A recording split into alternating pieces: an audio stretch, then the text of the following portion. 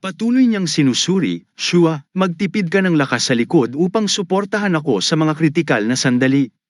Nag-alala si Shua at nagtanong, kaya mo ba? Magtatapos ang laban kung ikaw ay mapapatamba. Ngunit sa kabila ng pag-aalala ng kanyang kasamahan, napakakumpiyansa ni Narcissus sa kanyang kakayahan sa labanan. Tahimik niyang sinabi, huwag kang mag-alala, hindi ako mamamatay. Hindi ako mamamatay kailanman. Ang kanyang tiwala sa sarili ay nagbigay liwanag sa kanya, kaya't siya'y namumukod tangi sa mga karaniwang gladiador. Nakita ni Shua ang determinasyon ni Narcissus at hindi na siya pinigilan, sa halip ay tumugon ng, sige. Sa araw ng laban, puno ng mga manunood ang arena. Sa loob, sinabi ni Shua kay Speos, ikaw din ay nasa unahan. Ngunit hindi sumang-ayon si Speos at agad na tumutol, ano? Sino ka para sabihin yan sa akin? Tahimik na sagot ni Shua, ako ang commander sa labanang ito. Ang kanyang mga salita ay may bigat, kaya't wala nang nagawa si Speos kundi sundin ang utos. Si Narcissus, na nasa unahan, ay lumingon at nagsabi, susunod tayo sa mga utos ni Shua. Sundin mo na lang siya. Bagaman hindi masaya si Speos, napilitan siyang sumang-ayon, fine, habang iniisip na, nakakainis. Sa isip niya, hindi mo ba ako pinapapunta sa unahan para mamatay agad? Samantala, si Dices ay masigla at positibo. Niyakap niya sina Narcissus at Speos mula sa likod at sinabi, hey, lagi tayong magkasama. May narinig na malakas na ingay mula sa labas, at tumingala siya, oh, wow, nandito na sila. Isang hukbo ang nakita nila, may mga kalasag sa harapan ngunit walang suot na baluti, na ikinagulat ni Dices kaya tinanong niya, anong magagawa nila sa kalasag lang? Sinuri ni Speos ang sitwasyon at sumimangot, hindi ba't pinalaki pa nila ang hirap? Hindi ako makapaniwalang hindi nila sinuot ang lahat ng baluti. Ni hindi rin makapaniwala si Dices, ay naku, ayaw talaga nilang magkaroon tayo ng bentahe. Wala silang pakialam kung mabuhay man tayo o mamatay. Tahimik na inassess ni Shua ang sitwasyon at nagkomento, sa totoo lang, maganda na may dala silang mga kalasag. Hindi ito naintindihan ni Speos kaya't napatingin siya at inisip, ano bang pinagsasabi ng taong ito? Malinaw naman na mas mabuti ang baluti kaysa kalasag. Pinangunahan ni Shua ang grupo upang harapin ang mga sundalo at sinabi, kahapon, tayo ay magkaaway na naglalaban at nagkakapatayan, ngunit ngayon tayo ay magkakampi. Kailangan natin magtulungan upang mabuhay ang lahat. Ako si Shua at ako ang mamumuno sa labang ito, may pahintulot ni Haring Leonidas. Wala tayong oras, kaya paiikliin ko na. Bawat grupo ng 100 sundalo ay mag-aayos ng 10 hanay at 10 kolum. Magmadali kayo bago dumating ang kalaban. Agad na bumuo ng mga grupo ang mga sundalo sa ibaba, handa na silang maghintay ng utos. Pagkatapos maayos, ipinagpatuloy ni Shua, mula kaliwa hanggang kanan, ang bawat hanay ay tatawaging 1, 2, at 3. Ang una hanggang ika-5 hanay ay maghahanda upang umatake, ang ika-6 hanggang ika-10 ay susunod pagkatapos, at ang iba pa ay maghihintay ng utos. Narinig ito ng emperador mula sa itaas at tumawa, oh, si Shua ang commander, kaya si Haring Leonidas ang haharap sa unahan, ano? Agad na nagulat si Kapitan Rheus, sa tingin ko po ay dahil sa kakulangan niya sa lengguwahe, mahal na hari. Maaari ko silang palitan ng pwesto kung nais ninyo. Ngunit nakita ng emperador na hindi na ito kailangan at iniutos, hayaan na lang, sa tingin ko mas magiging masaya ito. Pagkatapos, inutusan niya, sige, papasukin ang mga Persyano. Magalang na tumugon ng kapitan, opo, mahal na hari. Agad na binuksan ang mga pinto ng arena, at dumagsa ang maraming sundalong Persyano. Nang makita ang mga Persyano na may bakal na baluti at ganap na armado, galit na sinabi ni Dices, nakakainis. Ngayon alam ko na kung saan napunta ang mga baluti kahapon. Biglang napansin ni Speos na may kakaiba at sinabi, sandali, hindi pa tapos. Sa parehong oras, maraming mga karawahe ng digmaan ang lumitaw mula sa tarangkahan ng lungsod, kaya't nabigla siyang napatigil at sinabi, ano yun? Isa-isang pumasok ang mga karawahe sa tarangkahan na nagbibigay ng engranding tanawin. Napamura siya, Diyos ko, may mga karawahe pa sila. Napakaraming kabayo at karawahe ang pumasok sa lungsod kasama ang grupo ng mga sundalong tumatakbo sa harap at likuran ng convoy. Biglang napatigil ang mga kabalyero, at seryosong sinabi ni Narcissus, kakaiba talaga ang bagay na yun. Samantala, bahagyang takot na sinabi ni Dices, ang karwaheng yan ay parang halimaw, may mga talam sa magkabilang gilid ng mga gulong. Habang pinagmamasdan ni Narcissus ang karwahe, naramdaman niya ang kaba at inihayag ang kanyang pag-aalala. Kung sabay-sabay silang umatake, hindi natin sila kayang labanan gamit ang kasalukuyan nating mga sandata. Sa sandaling ito, ang hukbong Persyano ay lumapit upang harapin ang mga kabalyero ng Griego, nang biglang tanungin ni Narcissus sina Speos at Dices, alam ba ninyo kung paano sumakay ng kabayo? Habang nakatingin si Speos sa nakakatakot na hukbo sa kanyang harapan, maingat niyang sinagot, hindi. Walang kabayo ang mga karaniwang tao. Nanginginig namang tumugon si Dices, sa timog, ilang beses akong nakasakay ng kabayo. Sa narinig, nakaramdam ng kaunting kaganhawaan si Narcissus at muling tinanong ang dalawa para tiyakin, totoo ba yan? Pagkatapos ay bumaling siya upang tingnan ang mga sundalong Persyano na nakasakay ng may pagmamataas sa kanilang mga kabayo, buong baluti mula ulo hanggang paa, at sinabi, tama na yan. Pagkatapos noon, napansin ng mga kabalyero na ang kabilang panig ay may mga pana at palaso rin. Mayroon pa silang espesyal na pormasayon na nakalaan para sa mga mamamana na nakahilera ng sunod-sunod. Nang makita ito, biglang kinabahan ang mga kabalyerong Griego at sumigaw, mga mamamana sila.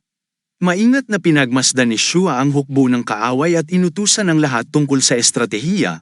Kung itataas lang natin ang ating mga kalasag, hindi natin matatakpan ang mga palasong babagsak mula sa itaas. Sabihin sa lahat na maghanda para sa testudo formation. Gayunpaman, hindi pa rin mapakali si Shua at naisip niya, ang mga veterano ay sanay na kaya't dapat mabilis nilang mabuo ang pormasayon. Habang nag-iisip, napagtanto niyang may mga bagong recruit din sa kanyang koponan at tahimik siyang nag-alala, pero paano ang mga baguhan? Ang pagsunod nila sa estratehiya ang magiging susi sa labang ito. Isang kabalyero ang lumapit matapos masuri ng mabuti ang lahat at nagulat sa commander, Commander Shua, handa na ang lahat. Naiintindihan ko, tugon niya, na may mukhang nag-aalala sa hindi maiiwasang labanan. Bumaling si Narcissus upang tingnan ang kanyang mga kasama at inutusan ang lahat na maghiwa-hiwalay sa iba't ibang pormasayon. Ang unang hanay ay maglalagay ng mga kalasag sa harapan, ang mga pinakalabas na hanay sa magkabilang gilid ay itutok ang mga kalasag palabas. Sumigaw si Narcissus upang pamunuan ang lahat. Itinaas ng mga nasa loob ang kanilang mga kalasag sa ibabaw. Sa sandaling yun, namutla ang mukha ni Dices sa takot habang umalingaw-ngaw ang malakas na boses ni Narcissus, siguraduhing walang puwang. Magdikit kayo ng husto para mapigilan ang mga palaso. Mabilis na sumunod ang lahat sa mga utos, at patuloy na nagbigay ng mga tagubilin si Narcissus, walang sino man ang pinapayagang umalis sa pormasayon kahit gaano ka pa natatakot. Buuin ang testudo, lumikha ng kalasag na parang shell ng pagong. Dahan-daang bumuo ang mga kabalyero ng pormasayon ng testudo, na parang matibay na pader na nagbigay ng proteksyon. Kasabay ng sigaw nila ng turtle shell. Turtle shell. Sa sandaling yun, nakatutok ang tingin ni Narcissus sa isang partikular na lugar, sa pormasayon ng mga mamamanang Persyano. Armado sila at matamang nakatingin sa mga kabalyerong Griego. May hawak silang mga palakol sa isang kamay at kalasag sa kabila, na nagmukha silang napakatibay, parang bakal na pader na mahirap tibagin. Pinagmasdan at inanalisa ni Narcissus ang pormasayon ng mga palakol at mga baluti sa kanyang isip, magagaan na palakol at baluti. Sila ang magiging huling puwersa na mas nakakatakot sa sitwasyong ito kaysa sa mga espada o sibat. Bigla niyang napansin ang isang bagay, nakatutok ang mga mata niya sa watawat na may detalyadong dilaw na ibon sa pulang tela.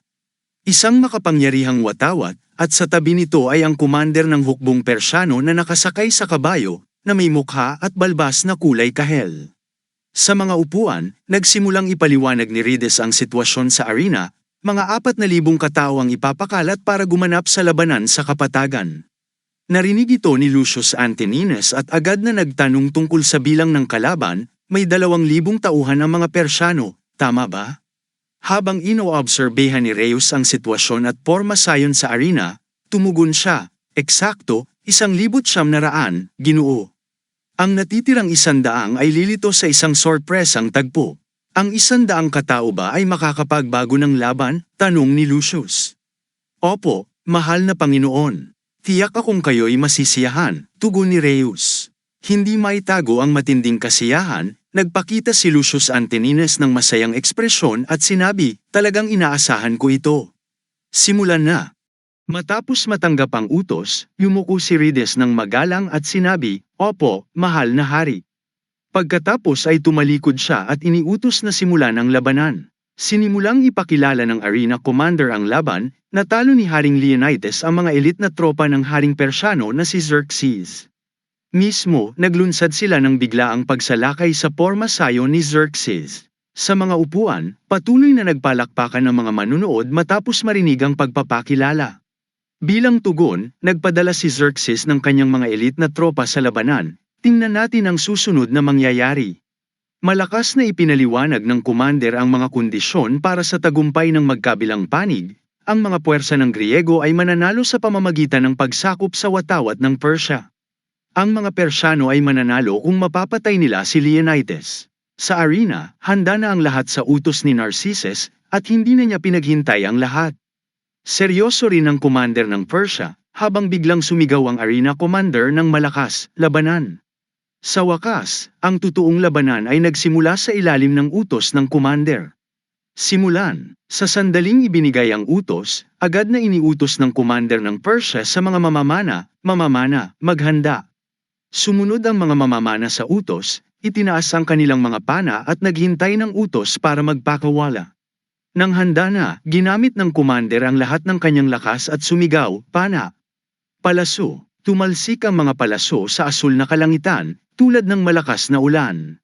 Nang makita ni Shua ang paglulunsad ng pag-atake ng kalaban, mabilis niyang inutusan ang kanyang mga tropa na kumilos, lahat ng unit pormasayon testudo. Mabilis ding inutusan ni Narcissus ang mga tropa sa loob na itaas ang kanilang mga kalasag kaagad. Mabilis na nabuo ang pormasayon ng testudo habang patuloy na bumabagsak ang mga palaso. Tumama ang mga palaso sa bakal na baluti ng mga Griego at pumutok ito sa gitna. Walang tigil ang pagdating ng mga palaso patungo sa hukbong Griego. Biglang nataman ng isa sa kanila at napasigaw sa sakit, aray. Kahit nataman sa mata at sumigaw sa sakit, hindi siya nanghina o sumuko, mas mahigpit pa niyang hinawakan ang kanyang kalasag. Nakita ni Narcissus ang isang nasugatan at inutusan ang lahat, huwag magpanik. Magpakatatag kayo, kahit may nasaktan sa loob, nanatiling buo ang pormasayon. Pilit hinahawakan ng mga kabalyerong Griego ang kanilang mga kalasag habang sumisigaw, panatilihin ang pormasayon.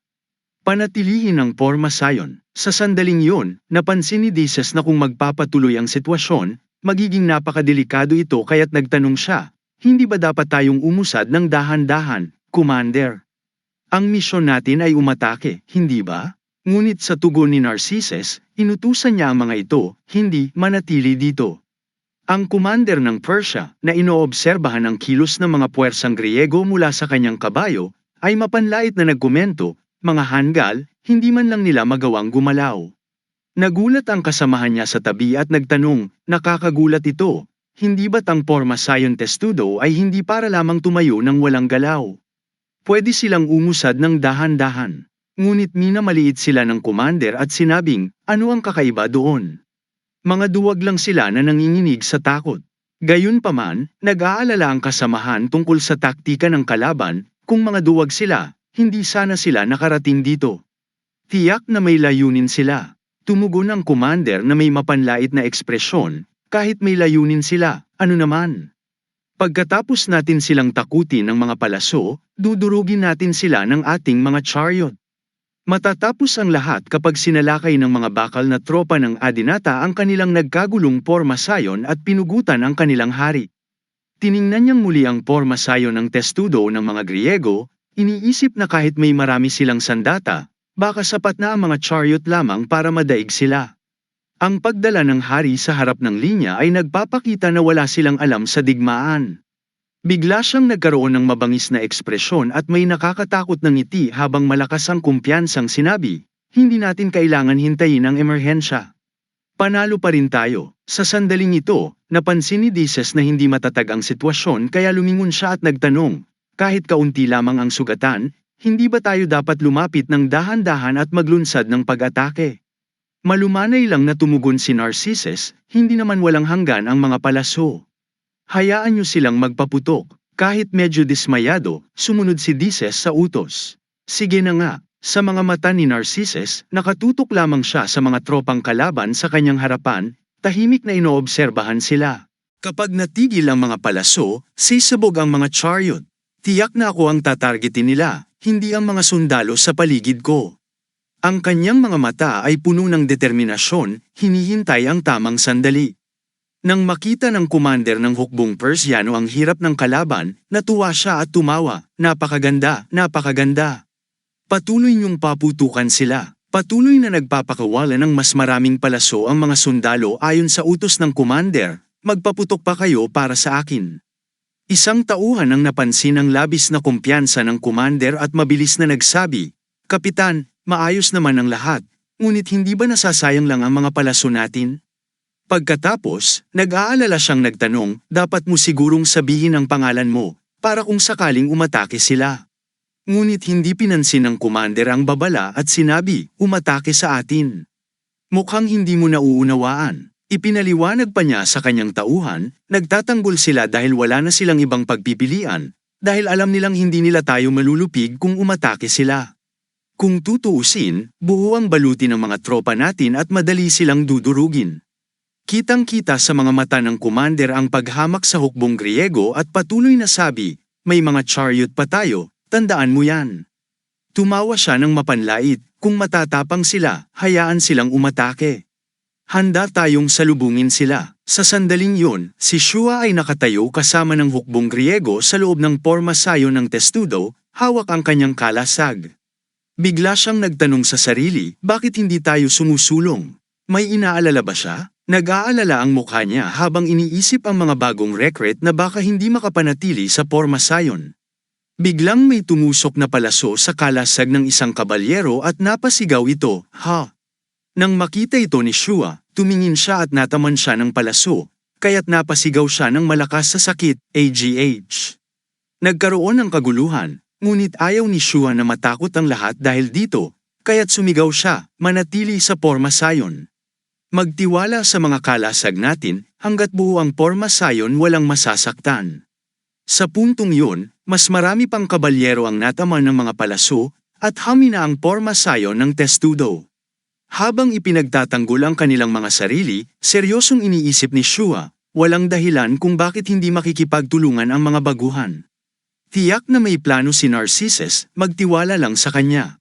Kaya't nanatili sa kanilang pormasayon ang hukbong Griego, tinatanggap ang sunod-sunod na pag-ulan ng mga palaso na bumagsak sa mga kalasag, nababali o tumatama sa lupa. Nang makita ni Narcissus ang walang hintong palaso, lihim siyang natuwa at naisip, sige, magpaputok pa kayo. Biglang tinamaan si Dices ng palaso at napasigaw, AGH. Nang makita ito, mabilis na lumapit si Narcissus at nagtanong ng may pag-aalala, Dices, ayos ka lang ba? Kahit nasaktan, mahigpit pa ring hinawakan ni Dices ang kalasag at nagulat, tinamaan ako sa hita. Hindi ako mamamatay, pero sobrang sakit.